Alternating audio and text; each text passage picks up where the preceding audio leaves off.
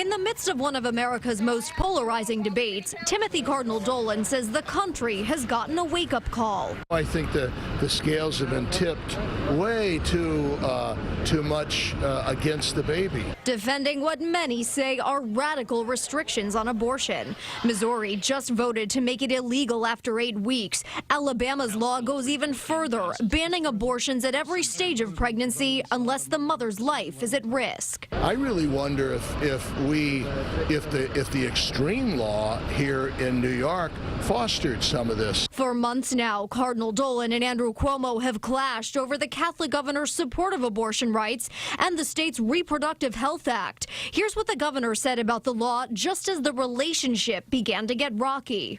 Our law codifies Roe v. Wade. We do not legislate religious beliefs.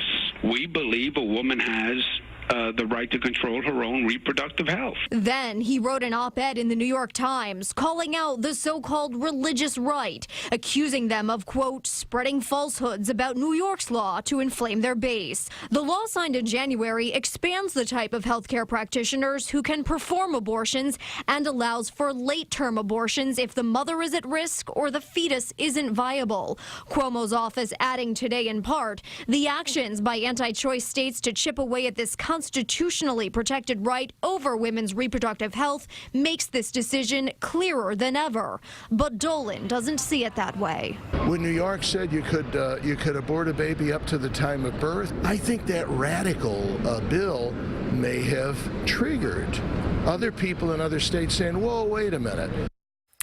So during the Stop the Bans rally in Lower Manhattan earlier today, Planned Parenthood accused Cardinal Dolan of fueling the fire with lies about the New York law.